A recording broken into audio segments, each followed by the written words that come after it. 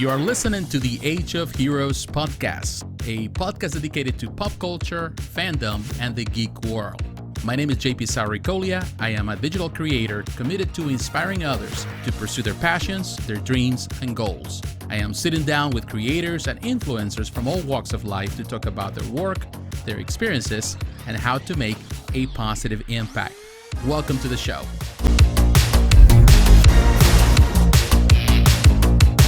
Hey guys, how you doing? JP Sarricolea here, and welcome again to another episode. This week's episode of Age of Heroes. This podcast where we cover a lot of people in the industry, collectors. We talk about collectibles. We talk about comics, and today I have a great guest. It's a guest of honor that I'm so happy that he took my invitation. There's a big time difference. He is in Singapore. I'm in the States, so there's a 13-hour gap. But I'm so glad that he was able to take this invitation, and definitely I'm going to pick his knowledge today. I'm going to ask him a lot of questions, and this is Adeeb Md, and Adeeb is co-founder of Kinetiquettes, a company that has really done amazing work since the beginning of this company, and Adeeb has been at the center of it. I love what he has done, what the company's doing. Last year they were acquired by Mighty Jacks, and they're going places, and definitely today we're going to ask him about his career, talking about a lot of the things that they're doing right now, and a lot of knowledge. We're going to ask him a lot of questions in reference to the industry, things that sometimes we as collectors we don't get to see, and I know Adeeb can share light on some of those subjects that sometimes we just don't know much about. Welcome to the podcast, Adeeb. How are you today? I'm good. Happy to be here. Yeah, thanks for the invite. You're welcome. No, thank you for really taking the invite. This is the thing, this time of the year, I know many companies are really busy. I talked to a few people, a few company owners. I talked to a few of them, and unfortunately, of course, they're getting ready for the summer, which gets busy with a lot of presentations and cons. So most people don't have much time, but I appreciate that you took the time to be here. Now, I know the Adeeb that I know is the one that I see, of course, on social media. The one that has been very, you've been in animation. You have worked with great big companies. You're working gaming as a designer. You're a sculptor, not only a digital sculptor, you're also a traditional sculptor, which is something that is getting harder to see. You've been a lecturer. You have taught and I think in Singapore too. So you have a great background. You've been exposed to so many different aspects of the industry, and also as the owner, co-founder of Kinetiquettes, and now in the art direction. There, you have filled a lot of shoes. How does it feel to be like that? And from your words, I'm gonna take your words here. Who is Adeeb? How you got into all of this? Yeah, I mean, it's the typical kind of startup for me. It's like as a kid, I was more into art than anything else. I wasn't really good at studies. I mean, they always said if I put my head into it, I will do well. But my head was more in art and drawing in my textbooks than anything. So it was like kind of, apparent that I would do something in terms of something that's related to art, I guess. Yeah. So I'm originally from Bangladesh. So I came to Singapore to study, which was 20 years ago. And I did my kind of higher studies here in animation. And I didn't even know what was animation before that. At one point, I was actually in a computer science course. And my programming lecturer happened to suddenly mention about 3D animation and stuff. So I was always interested in art, and I thought computer science would allow me to create computer art and graphics and something related to it, but I had no idea that this world of animation and 3D modeling and all those things existed. So, when the lecturer mentioned it, I went and did my research, and then I immediately kind of knew that this is what I wanted to do. I wanted to do something related to 3D and animation. And I managed to get into a school in Singapore. I was considering schools in the States and UK actually at one point, but things got a bit hairy because of the 9/11 Yeah. at that time, around 2001. So it was like difficult to get visas and things like that. So I thought, okay, why not check out the, Southeast Asian region? And then I came across Singapore. Then I came across schools here, and I came over to study. And of course, after graduating, I was also lucky enough to get a job as an animator in a video game company, which was Tecmo Koei. And so at that time, it was just known as Koei before the merger with Tecmo. So those are the guys who did Dynasty Warriors and Ninja Gaiden games and things like that. So I was an animator there for 4 years. And then after that, I did animation for Ubisoft Singapore, the Singapore branch, working on a few Assassin's Creed games and things like that.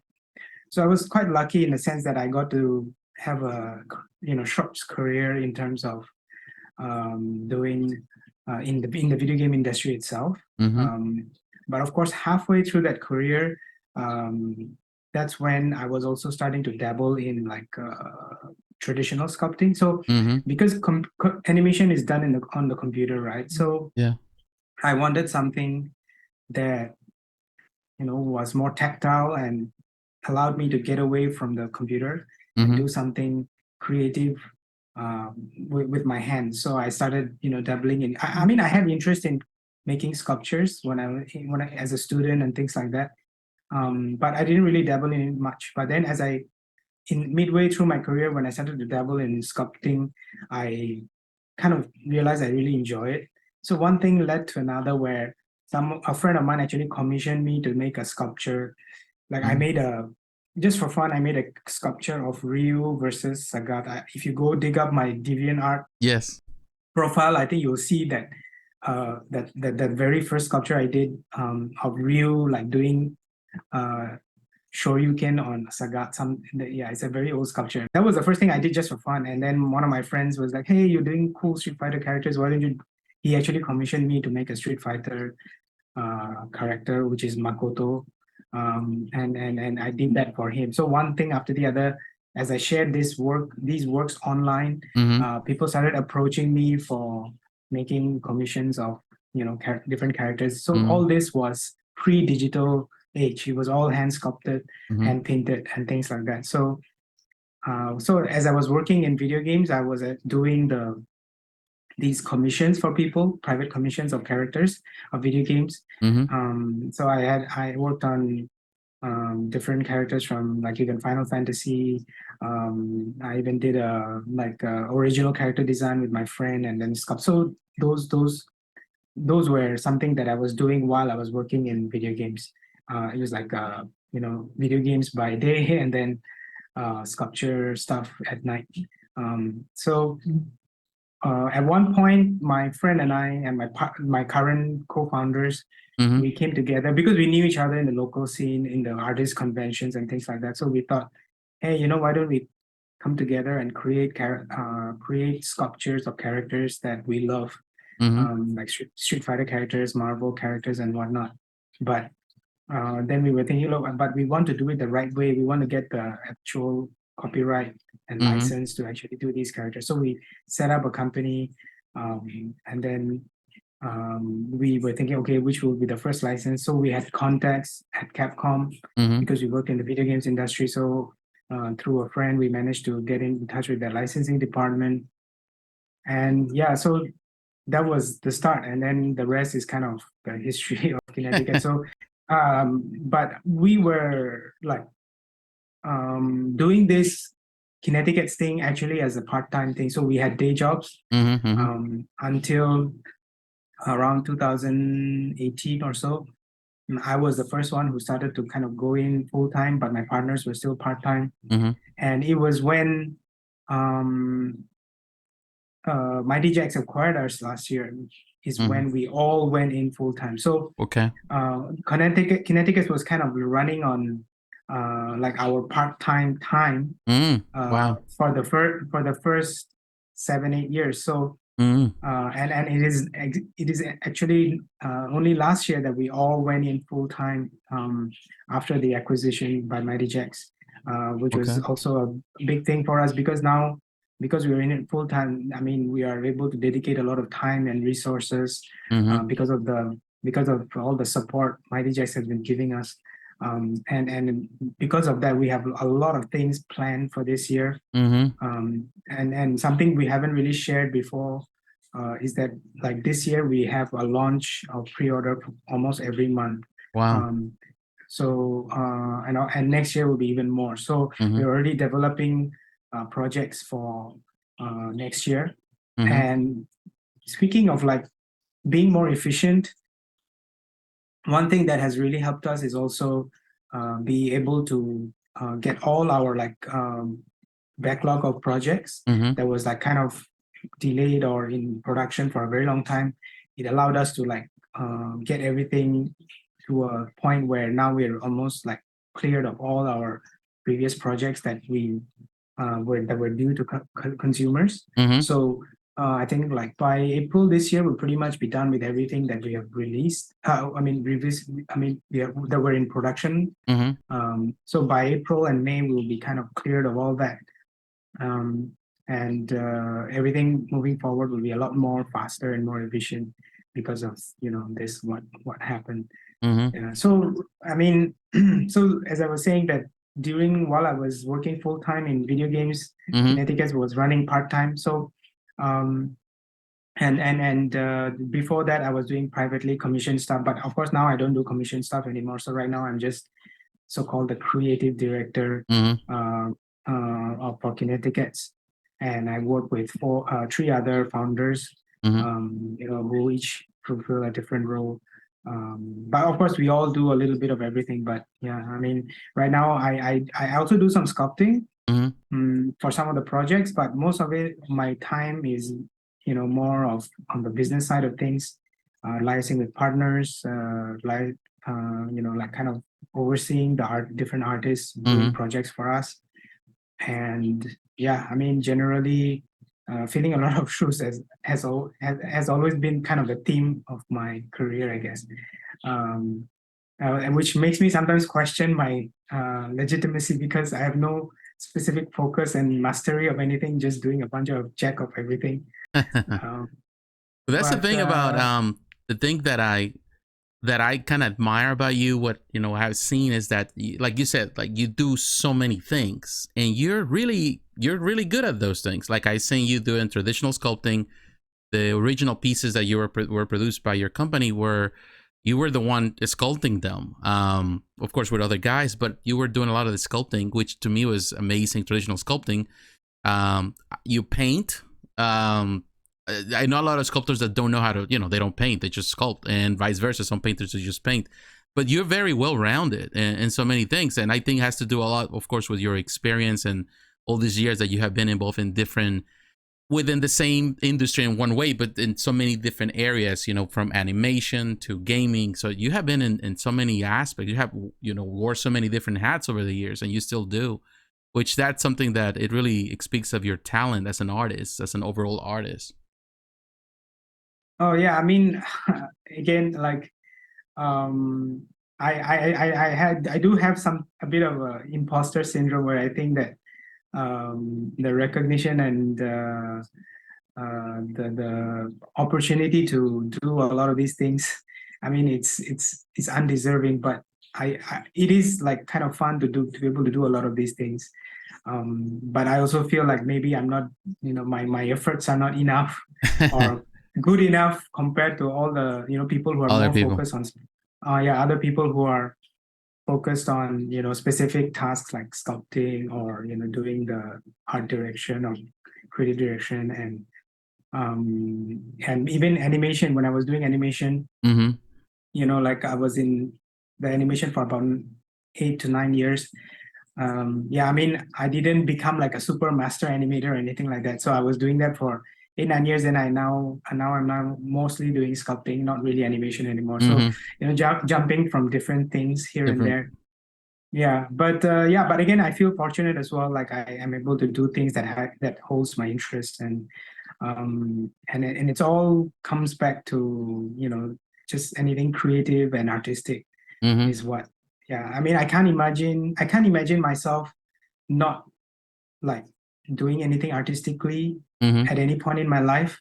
I mean, even though I have to do a lot of liaising and with partners and handle a bit of the business side of things, but I have to have my foot in some sort of artistic or creative endeavor. So this is the reason why I even though I'm not that great a sculptor, I still take on some of our projects for Kinetiquettes to do the sculpting. That's your outlet. And then thanks to like our creative department, which is basically it's two other guys, Kiet and Calvin, who's the design director, and Kiet is the art director. So it's because of their kind of feedback and moderation that our work that goes out there to the public are up to standard. If it were just me, I don't think it would be as good as it is. So I do need that like creative outlet and artistic foot in the door, as you might call it. I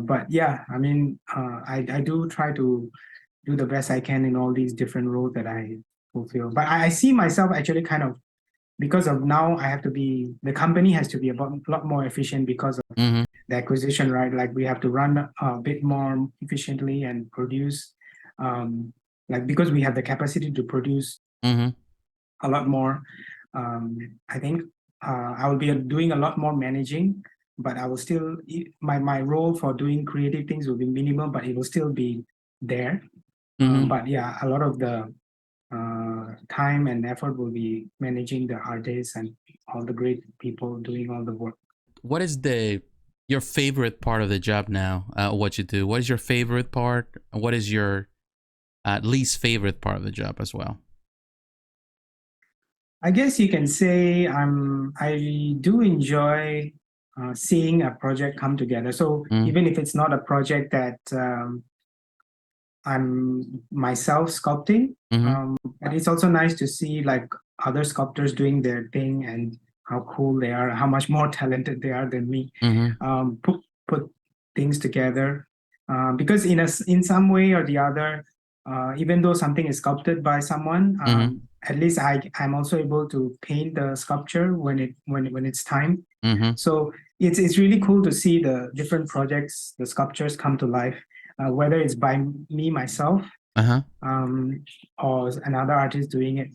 And then when we have the final product or prototype ready to showcase to everyone, that's usually the most fun part for me. What I guess I don't enjoy as much is maybe handling a lot of the administrative work that's required, like answering emails and things like that is not as exciting, I guess, but it's okay with me actually. Like again, I'm in a position right now where I can really focus on things I enjoy rather than things I'm not very interested in. So actually, I'm quite fortunate in a sense that most of the time, most of the things I do are things I have interest and enjoy. Yeah, it's definitely like you were saying, like if you're doing this for 7-8 years, doing it technically as a part-time, that's a lot of pressure. You have to deal. Not only you have to create your you have to come up with a design. You have to sculpt it. You have to paint it. Technically, you're wearing so many hats there, but also you got to deal with the customer side. You got to deal with the technicalities of it. Where there's the production, the manufacturing, and then of course customer service, which is never easy. And I know with everything that we've been facing, particularly with COVID, things have changed a bit. In your experience right now, what the things that you have seen in the past 7 years, have you seen a major change? And I'm sure you have with COVID in reference to everything that has to go into production. Is it more difficult now than it was 7 years ago? I guess in terms of production and releasing of projects, things have not really changed so much. The only thing that's like really changed is the cost, obviously. Like what we were producing previously for a certain cost is now like at least double in terms of the cost. So it's not surprising that the statue industry and the collectible statues prices have gone up so much. is also because of the cost associated with them, and the production and all that has also risen quite a bit in over the few years. Not to mention, there's a lot of factories now as well compared to what was available for people or companies previously.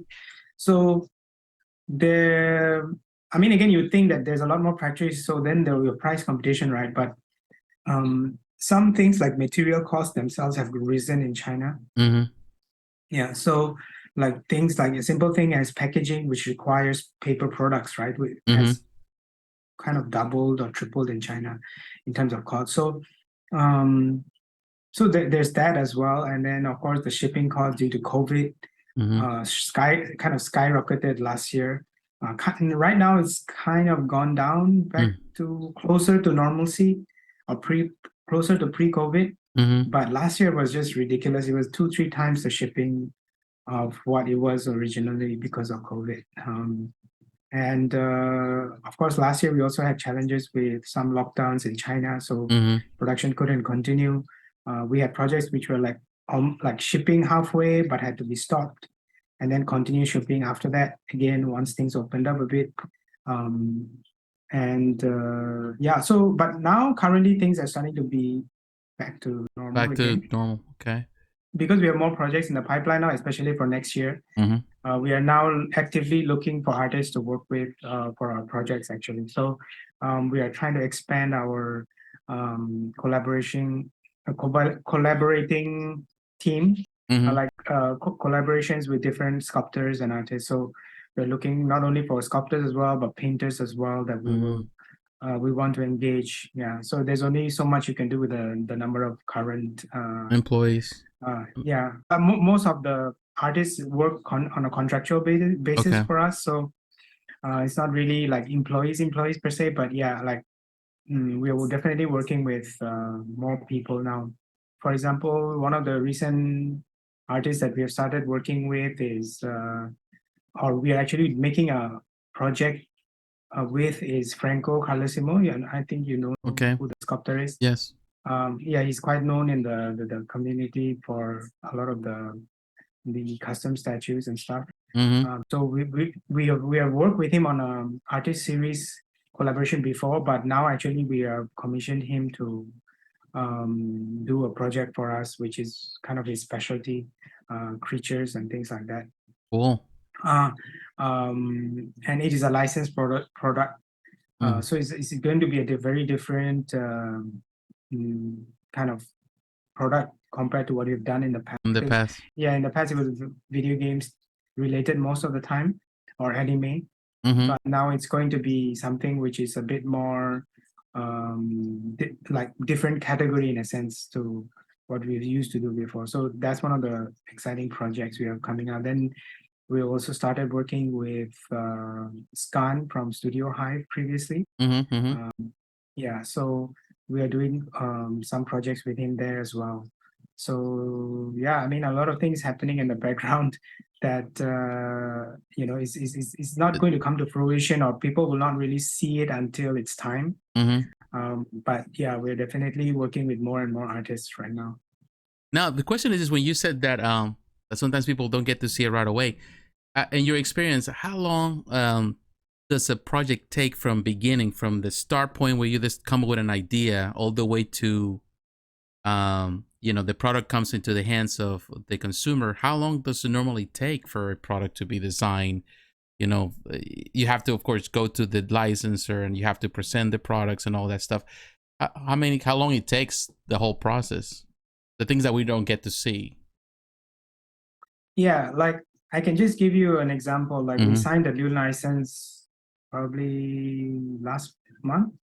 So which we will announce again. It's a license for a product which will be probably launched later this year or even early next year. So you won't even see this project or the prototype of the first product until next year. So so we just signed the license. We just did the concepts of the first product, which is currently going through approvals and back and forth with the licensor. And then after that, once it's approved, the sculptor has to start work on it, and then the sculptor will probably take at least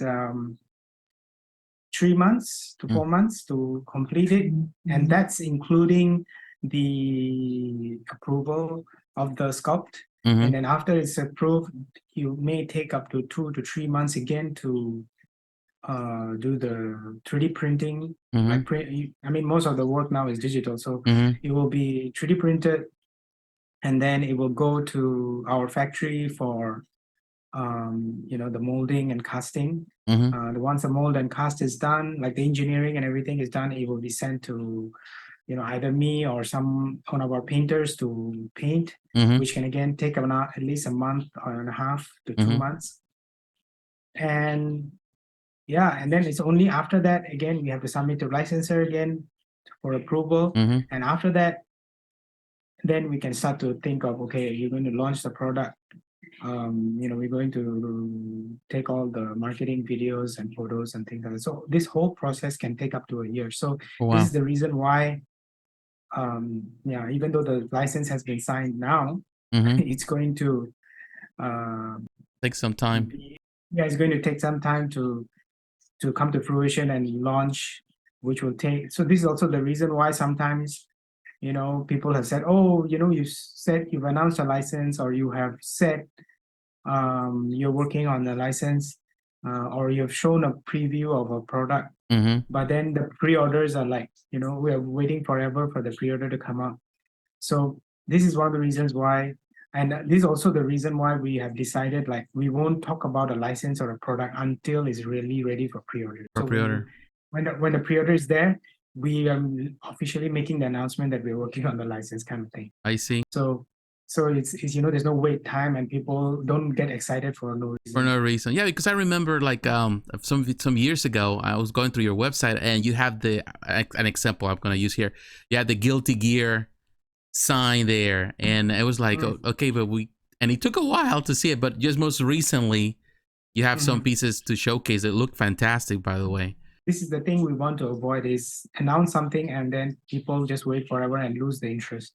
This was one of the things we did wrong early on or previously, where we showed previews and made announcements when the product, took very long to get approved or, produce or, change. Like whatever the reason that can go wrong, can go wrong. And there's no point for us to make announcements and tease anything. Just, put the best foot forward at the first time, and then everybody's excited, and then people are ready to pre-order as well.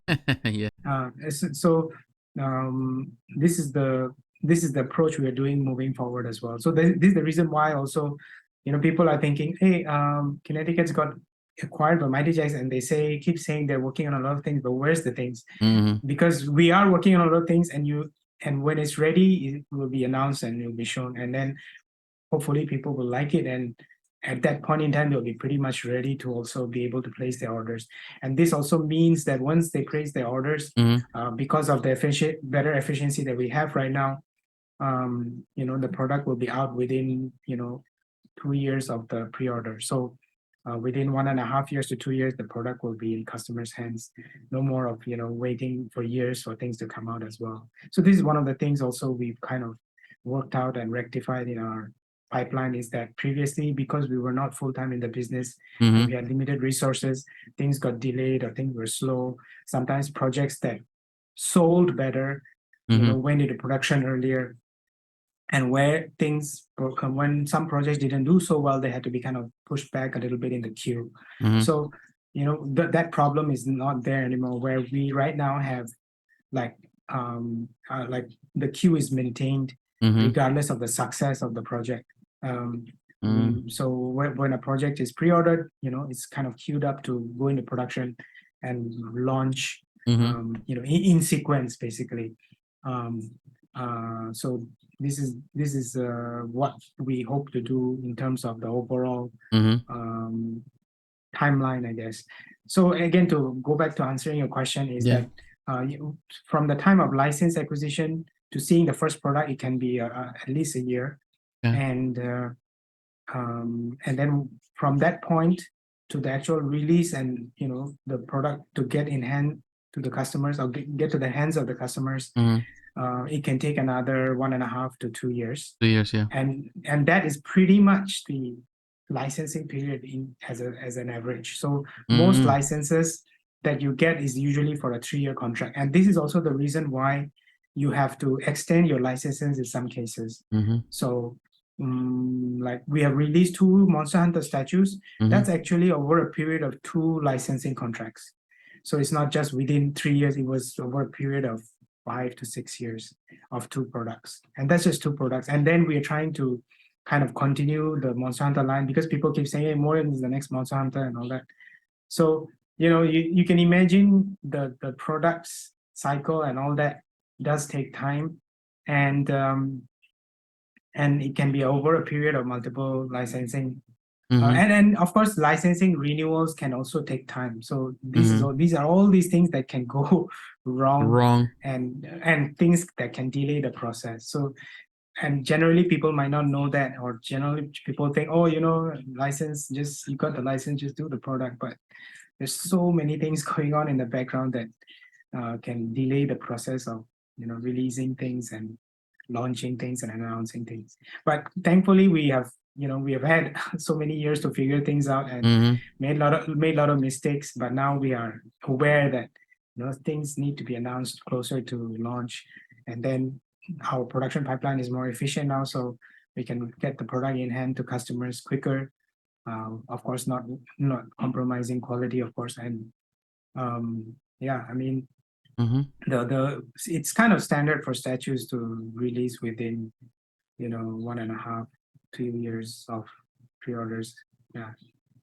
I think one of the things that I noticed about your company and going through, like once in a while you may have someone complaining about something, whether it's, QC or quality control, little things that people are not happy about. But one thing I've noticed is that you have been committed as a company to really serve the customer, to really cater to their needs and provide as much help as possible. Also, it seems that you have as a company, watching some of your videos, you were talking about that you have a process in place in regards to quality control. Not only you check for quality control once, throughout the process, you're constantly checking for those things that can go wrong to avoid any type of mishaps at the end, for the final product.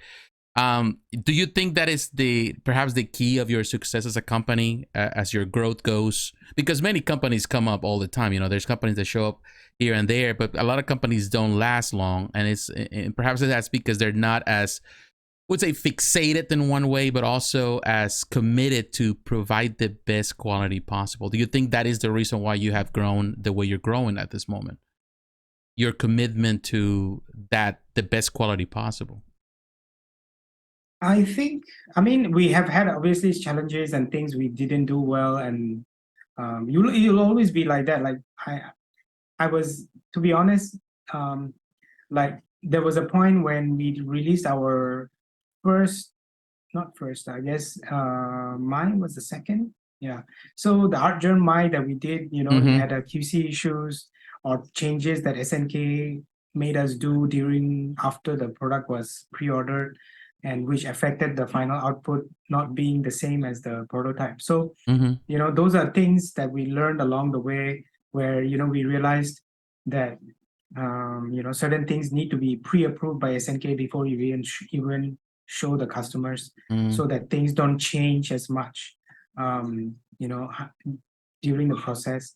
And of course, we also implemented our QC process where we don't only check the final product before it goes out, but we also check in between the production. So during the production, we check the castings before they're even painted. So we want to make sure the castings are good, because once you have painted something, it's hard to change the imperfections on a casting. So these are new things that we implemented last year, where we check in as the product is being produced at the different stages. And then if necessary, we have even done things where the product was generally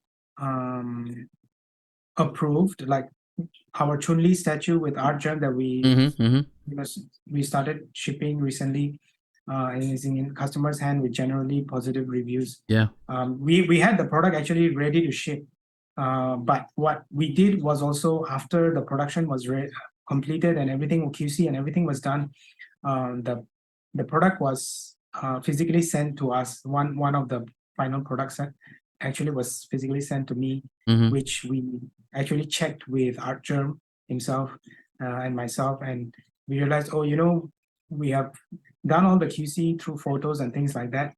Like the paint job is fine, but as aesthetically, the product doesn't look as good as we want it to look. So we actually had the factory open up all the boxes again and Oh, wow. Do the paint touch-ups that we wanted them to do. So all the 450 pieces of the Ooh, wow. chimney, they had to open up. Then we got our QC guy there to go and address the issues we highlighted to them one by one, and then repack them again, and then put them back into the various the shipping boxes and things like that, and then after that we started shipping. So like we are definitely very Committed. conscious of committed to giving the best product possible to our customers, and even after the customers receive the product, there might be issues, there might be damages. We are committed to making sure, like the replacement pieces or whatever issue they have is being rectified or addressed in some way or the other. Sometimes it takes time for us to send out replacement pieces because sometimes the production molds of the statues expire after the production is done. They kind of expire and not usable again. So the factory has to go and create new molds. Redo the molds, which can take time. So sometimes also the production, like replacement parts, take time to produce, which some people also might feel, oh, why is it taking so long to just give me a replacement part of a statue? So but we also want to make sure when you receive that piece, it's it's in the best condition possible, so that you're happy with your final product, and all the pieces are there. So yeah, I mean, even though it takes time, we just want to make sure you're happy with the product that you receive. After all, these statues are not exactly cheap, right? So and people want to be proud of their display, so it's important to us to make sure that they're it's a bit of a cliche thing to say, but we are collectors too. Like this is one of the reasons why we are doing what we're doing is we collect statues too, and it matters what you display. We want to be proud of your display. So we also really understand why customers will feel a certain way and want certain things the best possible way possible, and we want to provide that as much as we can. Of course, we cannot make everybody happy to their, there will always be someone saying, this is not right, this is not 100% to the prototype, this is got a paint, splatter here, which is not there. But, we try to address as best as we can to everybody. And, sometimes we, even at a kind of like a loss to us, we want to make sure we ship the product to the customer and they're happy, because we know that in the end, if the customer is happy, they will come back for more. So, and one thing that I personally I like about the way that you were saying, but I like your approach to it as a business, because you're conscious that it takes time to get a good product out in the hands of consumers. It takes time. It's like anything else. If you can go for something that perhaps is cheaper, but it has less quality, or you can go for something that is a bit more on the premium side, on the price tag, but it has the best quality, has been reviewed, has been checked, everything has been thought out. And even though, it's no such thing as perfection, because sometimes there's going to be some flaws here and there that are unseen for most people.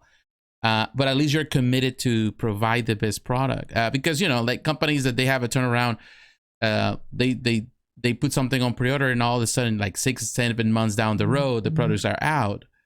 But those products, there are a lot of problems with the product because it's not of the best quality. But you take your time, and I think that is a testament of that commitment that you have as a company.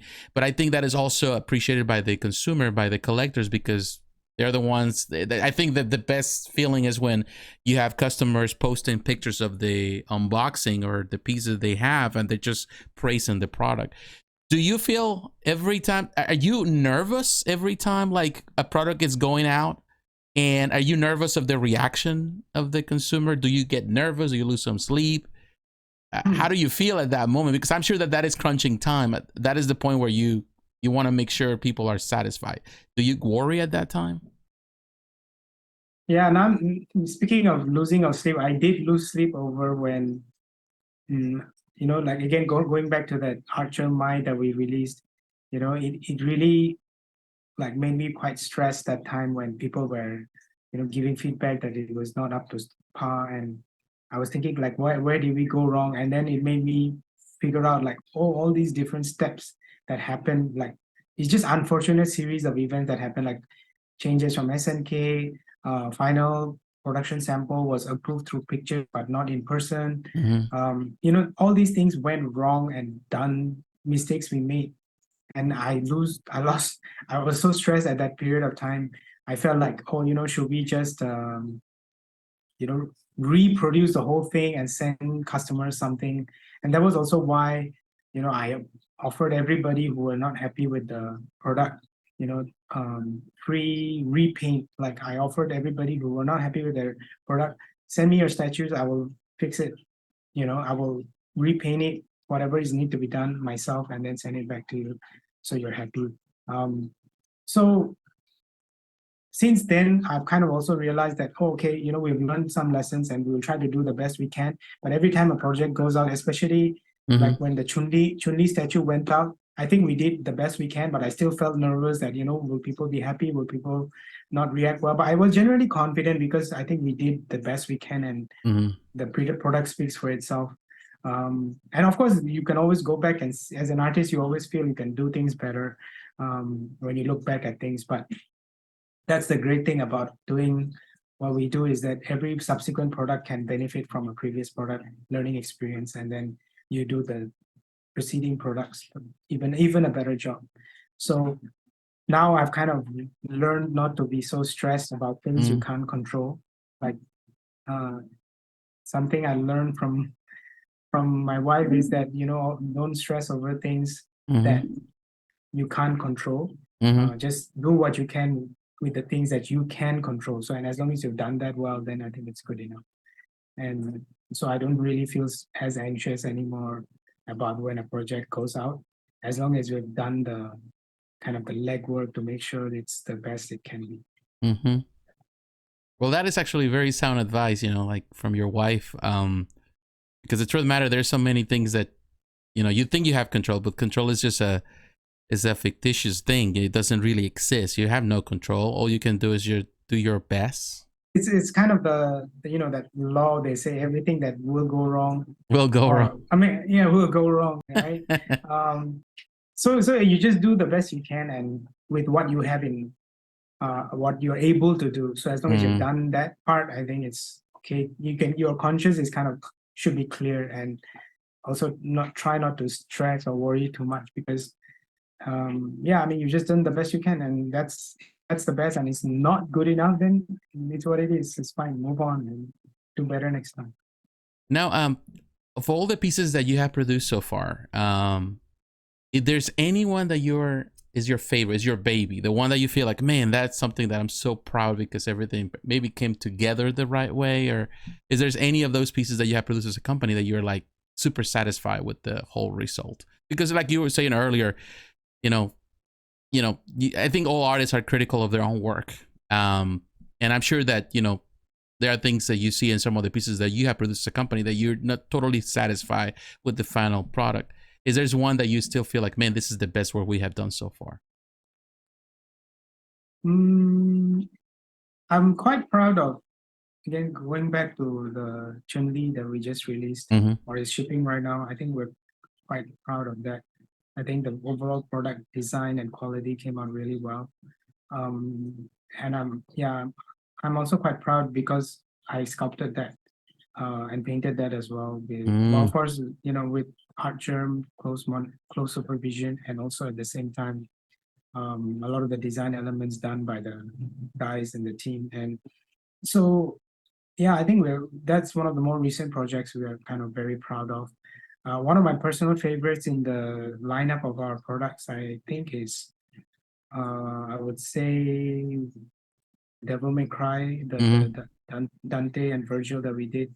I think even now there's nothing, that version that we did of Dante and Virgil, I think is That is comparable. Yeah. Yeah, I mean, I think it's one of the better ones in the market right now. And well, I mean, speaking of that, I would love to revisit that franchise. It's one of my favorite game series. So I was quite happy with how Terry Bogard Oh yeah, that's came an out. amazing piece. Yeah, that is a big piece actually. It is a monster. But it is a monster. But I think that product came out really fantastic, especially with the light up feature and everything. What I love about the piece, and I think one thing I love about what Kinetiquettes does, so your company does, is that it's like you, and I heard you many times saying this, that you want to produce the best representation of a character, something that hasn't been done, but at the same time something that is iconic. And to me, when I think about Terry Bogard doing that pose, which is so classic in whether it's Fatal Fury or King of Fighters, Terry Bogard is something that we're also quite proud of. So it was, I think, design wise and everything, it was quite. I mean, it turned out really great. I think it was one of the best representation of the characters. And speaking of like representing characters, like I think we try to do that for every license and every. I mean, it is what drives our choice of licenses as well. Like if we're not interested in the characters, we don't really want the license in a sense. And that was one of the great things about even now after the acquisition by Mighty Jacks, who have given us access to a lot of licenses. So all the licenses, it's not like whatever license they have, they don't say, oh, you guys got to do it as well. It's actually a process of where we propose, or we say, oh, we are interested in the license, we are not. And in fact, in licenses we have interest in, but Mighty Jacks doesn't have, they actually help us to pursue and procure it as well for us, even though they themselves don't have the license, or they didn't have any plans with the license. So we always go for characters that we know and have interest and love for, so that we can do the best representation of that character. Now and it's definitely great, because it's good to know that because sometimes the fear is I think the fear is when acquisitions happen, that companies lose the essence of how they started, or the driving factor, or the thing that they wanted to see, or the vision they have initially.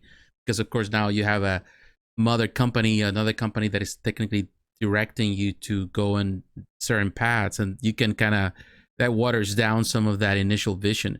It seems to me that you have free room to really continue exploring the projects that you already had in your heart, and I think that's a great thing. So you will continue on, with the gaming part of it, and you mentioned that you're also gonna try other things. Are there other things that you can share with us? Of course, there are things that sometimes are, you cannot share, but there are other projects besides just gaming that you are interested to work on as a company. Yeah, for sure. I mean, this is also kind of. I mean, we are gamers, and we, especially fighting games. I've kind of grown up playing fighting games, especially SNK games, and this is I guess the reason why we even started like with Street Fighter and now King of Fighters. And I think by the time this video goes out, we will have launched our Haomaru statue, which is some Samurai Showdown. But other than that, of course, we have other licenses that we have.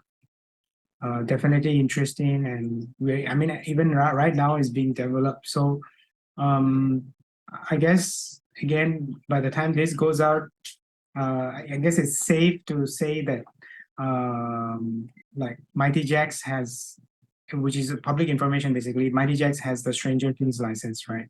Oh wow. And it's something, yeah. So we are definitely doing something with that. And yeah, and I will also say that I've mentioned a sculptor's name just a while ago, so I'll put two and two. I'll let the audience kind of put two and two together and guess what we're working on. But yeah, so those are the kind of things we have like kind of access to, thanks to Mighty Jacks. And we ourselves have requested certain licenses that we want to pursue, which is not just gaming. It's also like related to comics and Mm-hmm. TV shows and things that we enjoy as well. So it's definitely have we have definitely we are definitely expanding our categories of licenses. But of course, we'll keep doing our basic stuff, Mm-hmm. like our core IPs, which is SNK, Capcom stuff, and the anime stuff is also kind of expanding for us Mm-hmm. as well. So we'll be doing more and more categories of products moving forward. Now, and I'm sure that, like they say, competition always helps, and it's always good to have competition. Um, there's a lot of companies right now, they're doing amazing work, as you know, and they're bringing a lot of stuff that it's, like I could have just go back 10, 20 years ago. I would be like, man, I cannot believe what these companies are doing. What companies are really calling your attention? What companies do you feel like, man, they're really doing something amazing that we want to be at the same level of this company, so we are competing with them, and we're amazed as artists, US artists, looking at the work they do? What companies are really catching your eye? I guess we don't really compare ourselves to other companies. Like we want to, that's the whole point, right? We want to be different from everybody else. So I think our focus is mainly to try to differentiate ourselves from the rest. But of course, there's a lot of other companies doing a lot of very cool stuff. Like, of course, there's Sideshow doing some interesting stuff. Like the designs are interesting.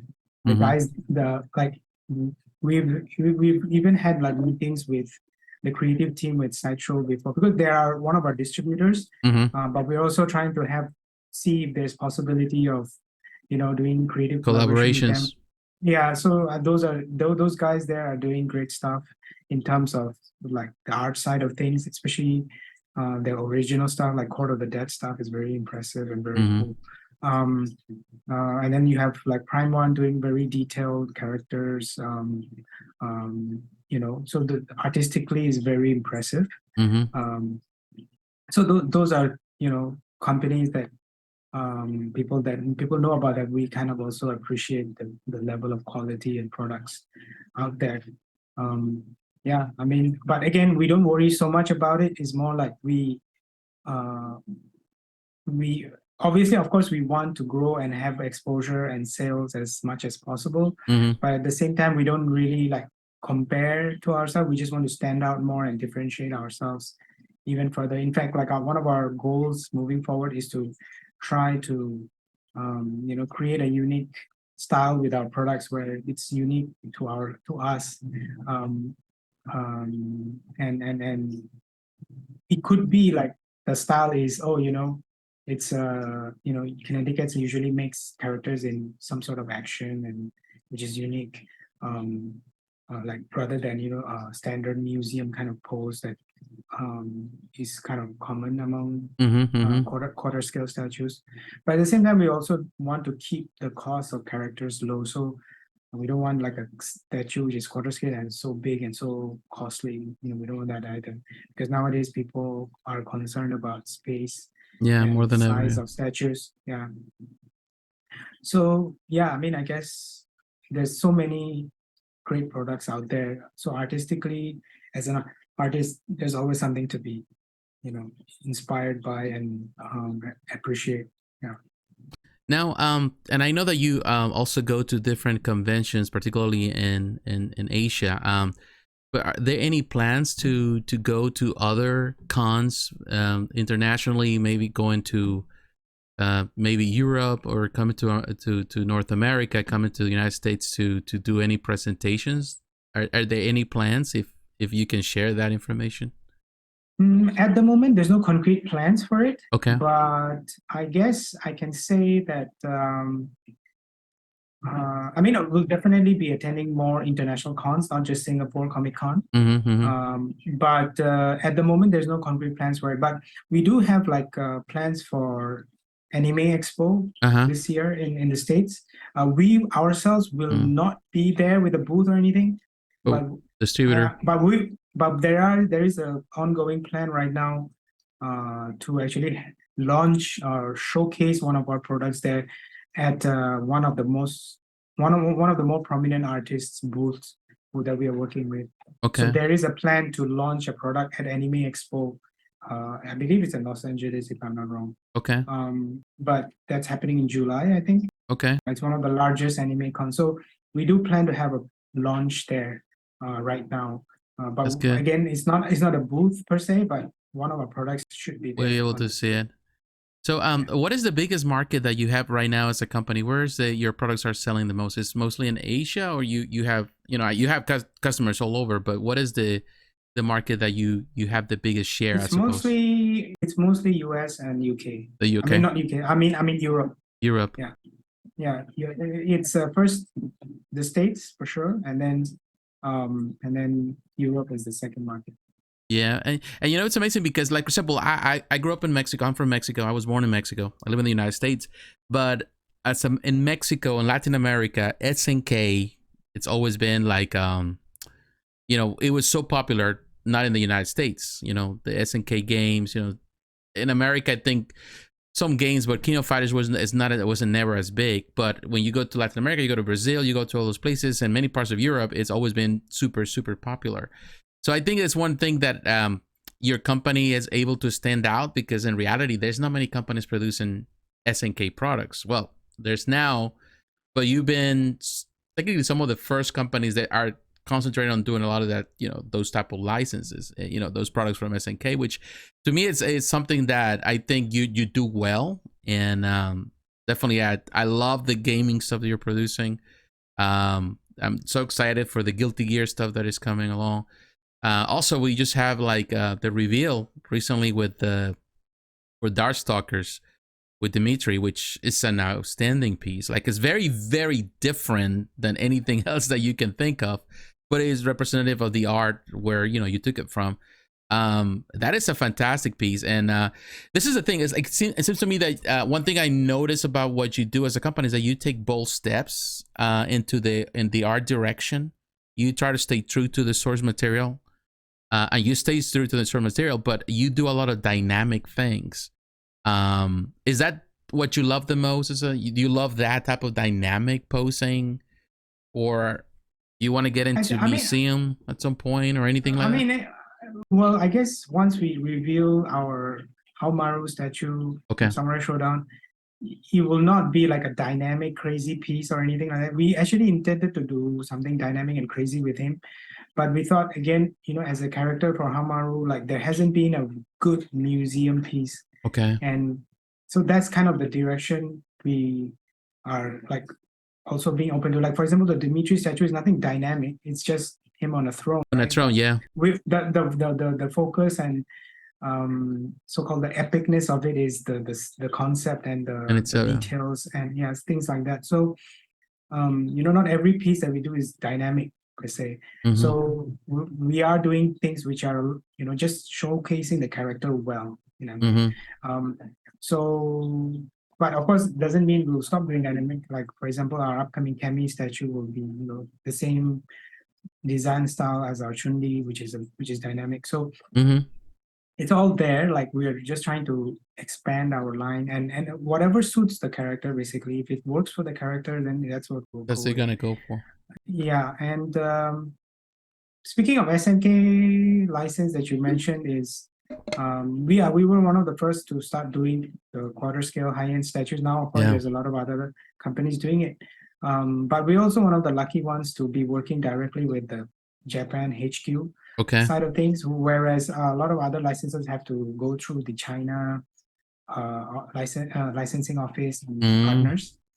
But where we work directly with the Japan team, the Japan licensing team, and the Japan game designers who give feedback on our stuff.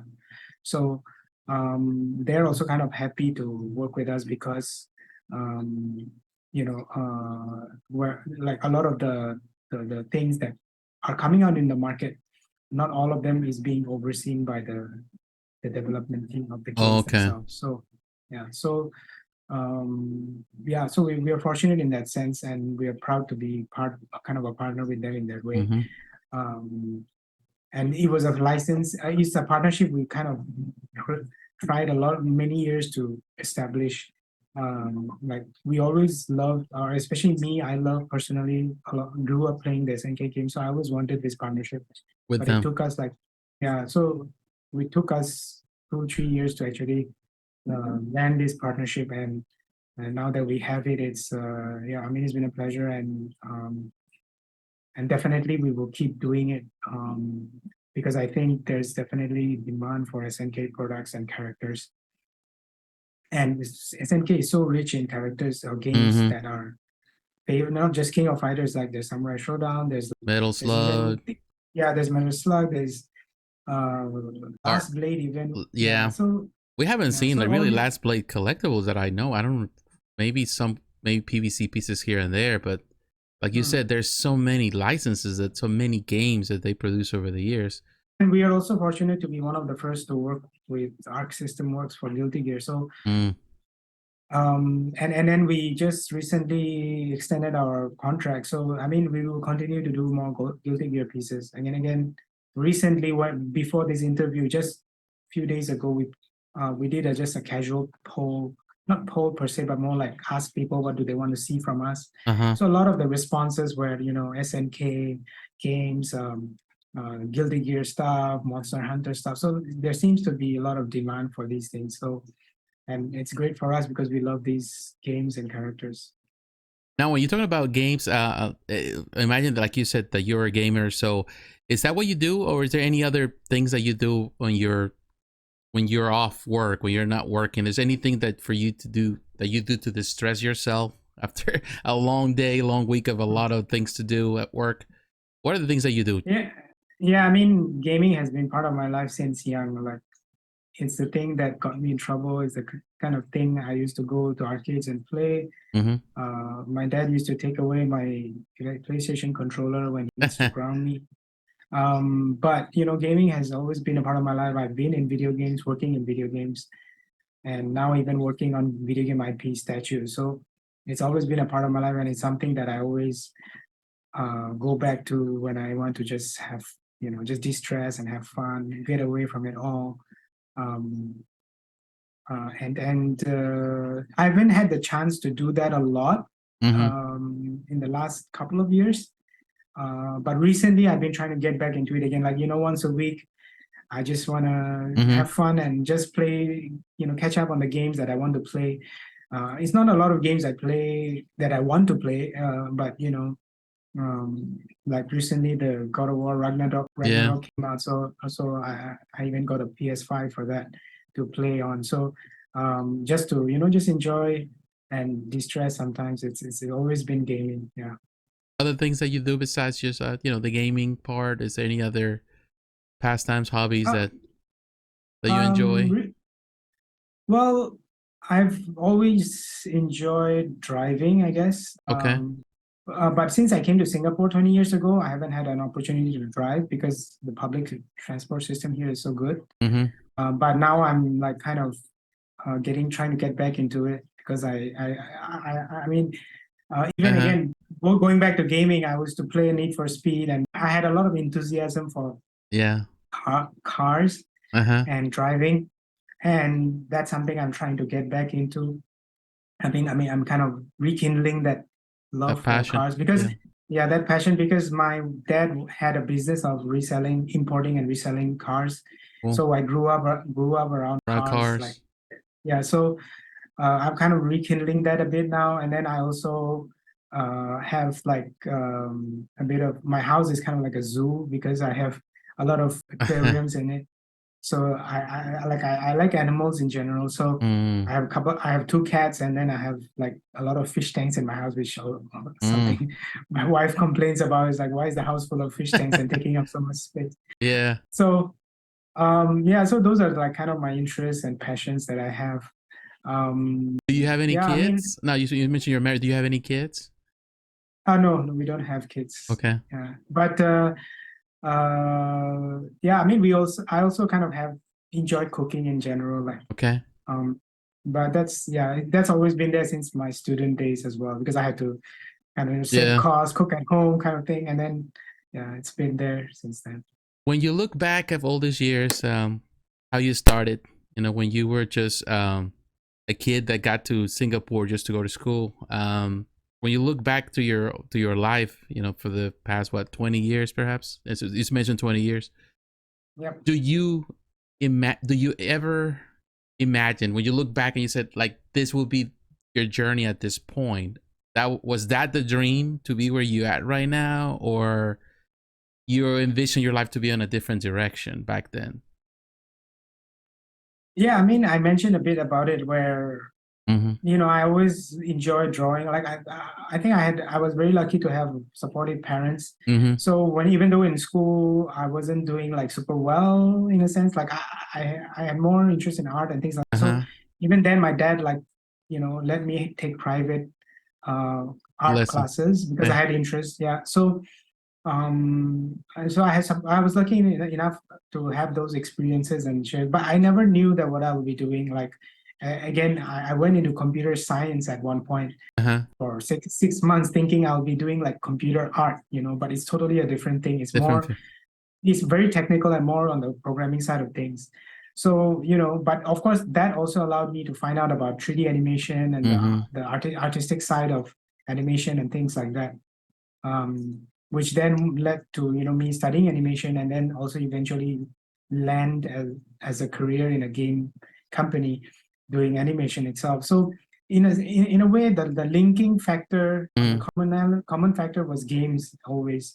But I never knew that I'll be working in games. But I was fortunate enough to be there, doing those things. And in fact, when I was teaching, there was a point after being an animator for 8-9 years, I was teaching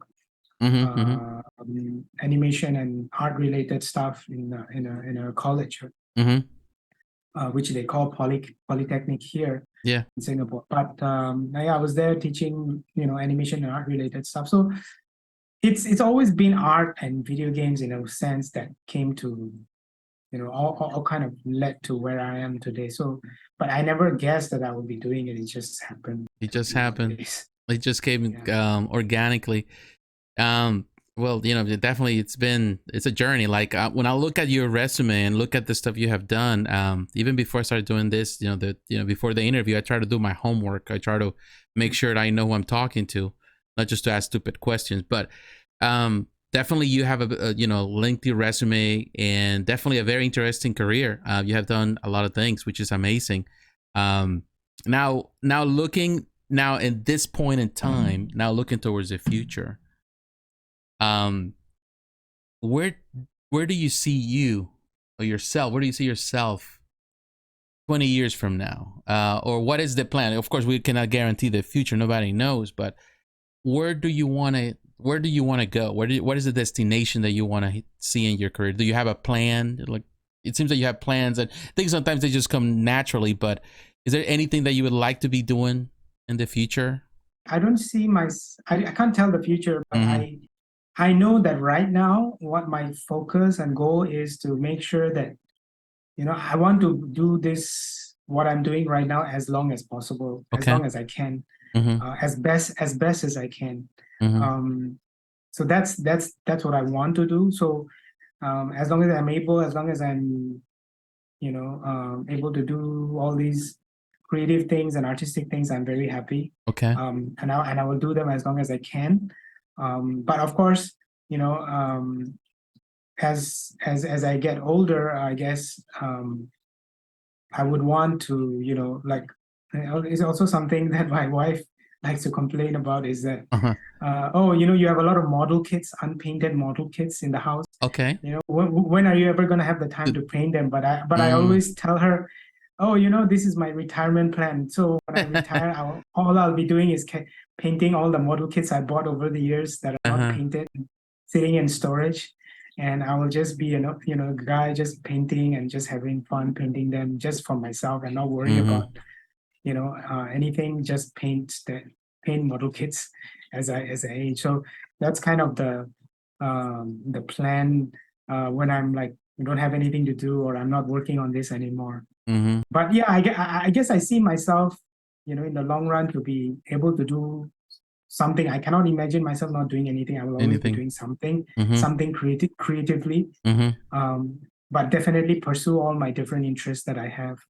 um, yeah, get to a point, because recently it's actually recently that I've been thinking about my what I want to do 10 years from now. Mm-hmm. I mean, I don't know, I can't predict the future, but I'm starting to think that that's what I want to do, to be able to do those, creative things, Mm-hmm.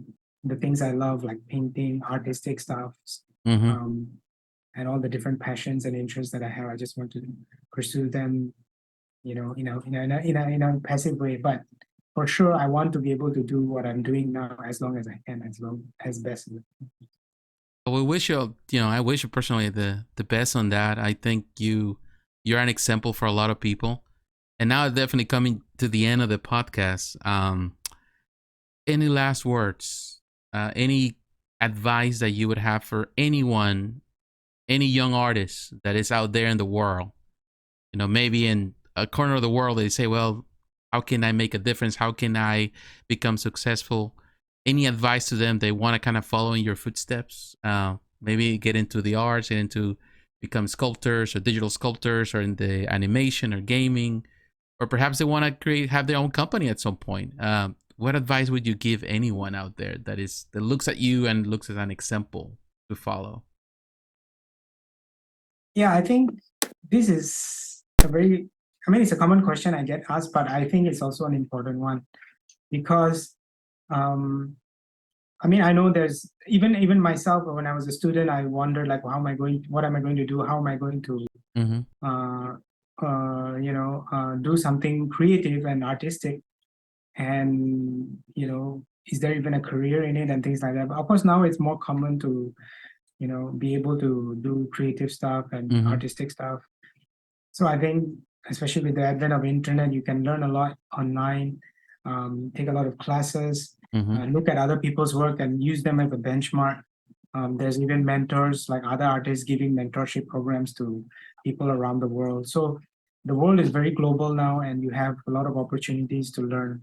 So I think the main thing one person can do, at least an artist can do, is, just learn and get better at things that they enjoy doing, and but be the best they can. Like, don't have to compare yourself with others, but Mm-hmm. just do what you can and be the best of what you are able to do, and just focus on that. And I'm sure at one point you'll get to a point where you're able to, if you want to make a career out of it, then you are able to do that.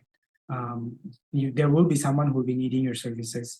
I mean, there's also this advent of AI art and things coming up right now. Mm-hmm. I think, while things will uh, change because of that, but I think also at the same time, that also makes artists more valuable, in a sense that it's not machine generated artwork, but rather someone bringing their own take on certain things. Mm-hmm. So just focus on, the fundamentals of art, learn the best, be the best as you can. And there's no, and this trying to be the best is not a goal that is ever attained. I mean, even now I'm trying to be best I can, but it will never be attained, because I'll be pursuing it for the rest of my life. So, Mm-hmm. don't think that, there's a goal point that you will ever get to, but it's a goal that you should have, so that you can, keep improving and doing the best you can, and focus on learning and enjoying. That's the journey is more important than the destination. So Mm-hmm. it's important to just focus on learning, focus on doing the thing that you enjoy, and then whether it culminates into something that is a career, or you earn something out of it, is just a positive outcome, and something that will happen if you have your focus on the right things. So I think just focus on what you enjoy and try to learn it, because eventually someone um, will need that service, because there's always a lot of opportunities Mm-hmm. to to pursue a career in the arts. And I think having a company, I mean, again, it's not necessary, because some people are just happy working for someone or working for clients. Mm-hmm. Especially now, you can work remotely from anywhere in the world for clients anywhere in the world. So you could be working for someone, or you can be doing freelance. It's fine. I mean, there's no such thing that you have to work for a company, or you have to set up your own company, because even setting up your company comes with its own Challenges. Challenges and things like that. So, there's no such thing as, oh, you have to be an entrepreneur or you have to work for a big company. It's whatever floats your boat, right? You can be a freelancer, you can be an entrepreneur, you can be an artist working for a big company. But at the end of the day, as long as you're enjoying what you're doing, I think it's totally fun.